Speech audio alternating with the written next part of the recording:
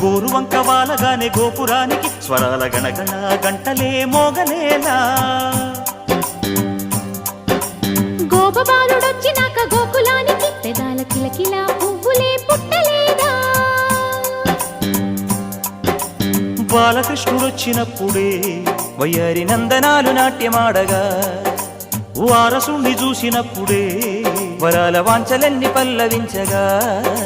నందుడింట